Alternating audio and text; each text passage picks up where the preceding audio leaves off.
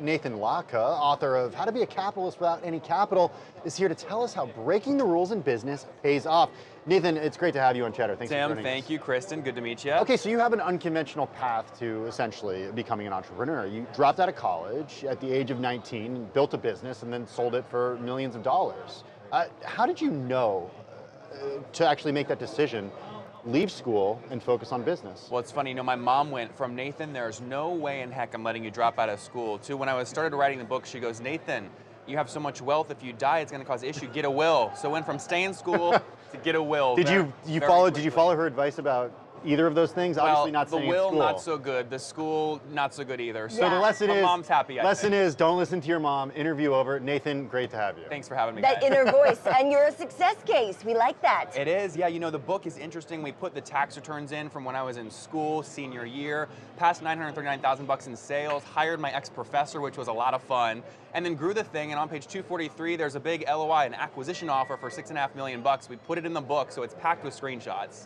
The transparency obviously is something that has allowed you to build a massive following. Was it challenging to reveal things like that in your tax returns and income statements in the book? Well, it's tricky. You guys have seen where these things are like, oh, is it gimmicky? Is it slimy? It's a slimy business guy. And I'm like, the way to quickly get through that is to just put the screenshots in the book and let people see it for themselves. So that's what we did. It's very, very transparent. Okay, give us 4 rules that you've broken to actually ensure your success, or at least lead you to success. Well, these are unconventional rules. A lot of people think you have to have a unique idea, but the actual thing you want to do, especially if you have no money, is you want to copy your competitors.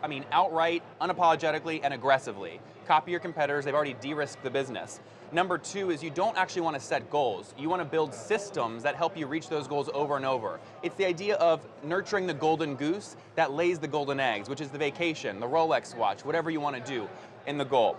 Lastly, I don't know why people always say focus on one thing. Kristen, if we were going to drive over a bridge and it said, warning, there's a single point of failure, right? If the winds are 20 miles per hour, the bridge might fall. Not a safe bridge, but we build our lives around a single point of failure. One job, one thing. You don't want to focus on one thing. And lastly, Levi Jean's incredible story. The guy goes west in the 1890s to mine for gold. He didn't want to sweat in the gold mines, and he said, you know what? I'm going to sell jeans instead. You want to sell, in today's age, pickaxes to gold miners. Don't chase the hot topic. Oh my gosh, so much knowledge, Nathan, that you're dropping here. This is great. Talk to us about how you define the new rich. What is the new rich? I think the new rich, honestly, they're folks like us. We were chatting off screen. It's people that take the assets they currently have today, maybe your house, which used to be a liability because of a mortgage payment. If you use some unique things I put in the book related to scripts around Airbnb, you can actually figure out how to monetize your house. Or your car. Use sites like Turo to actually monetize it when you're not using it. So the new rich have decreased their expenses, and they've built incredible wealth starting from nothing. That's the new rich. What are the biggest myths that you found about building wealth? Well, the biggest myth really is that you have to have a unique idea to get going and you have to have money. When the truth is, actually, if you give yourself permission to copy your competitors and then out-execute and add your own twist, you can win big. And that's what we did. We did this with my podcast, The Top Entrepreneurs. We launched it. We got to 10 million downloads very quickly. And before you know it, we did some email scripting stuff where sponsors were coming in, and it worked wonderfully. Look, being an opportunist, obviously very key for any successful person out there. What does it mean to be a modern opportunist these days? You got to take risks. You have to understand that you have very little to lose. You might as well take big risks. The conventional path today doesn't work like it used to. The whole college, one job thing. So take risks, whether that's launching your own company, going on, Upwork and TopTal to do to do work and build it into a full-time job, but you have to take risks. And again, there's a lot of places in the book where I just give you the scripts, I give you the bank negotiations, I give you the screenshots for you to copy and paste. The idea of being an opportunist or being opportunistic, kind of dirty words, pejorative to some people. How do you embrace those terms? Well, Tim, first off, in our day and age, we won't go further than me just saying our day and age, wink, wink. Capitalism can be seen as actually a very bad thing, right? It's kind of getting a very bad brand. But ultimately, there's no more powerful thing, especially for folks like us in our 20s and 30s, to get independence than creating financial wealth, right? A little bit of side income, a side hustle. So, I put 7 things in the book where you can go look right now to get $5,000 in new kind of side hustle, and that's where I help people start. Work smarter, not harder. That's what we're showing on the screen, and I think, yes, amen to that.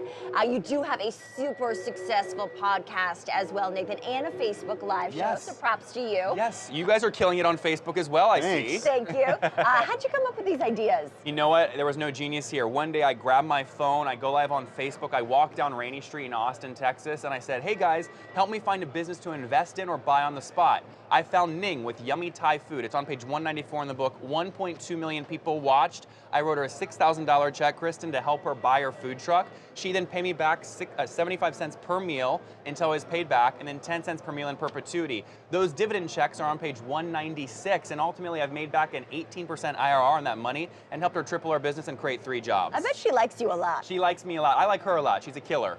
In the best way. Give us advice that you'd give to young people right now who are looking to not necessarily follow your path and drop out of school, but become an entrepreneur, start a business. The number one mistake I see people like us make when they want to launch a company is they think they have to invest a bunch in product and selling before they actually start just making money. So what you actually want to do is pre-sell the idea, capture that money in your bank account, and once you've pre-sold the idea, actually invest and start building it. And so you can launch many side hustles like this. Again, using, there's a lot of sites I put in the book that help you figure this out, but launch a side hustle, get a couple $100 extra coming in per month, and then ultimately maybe transition to that full time.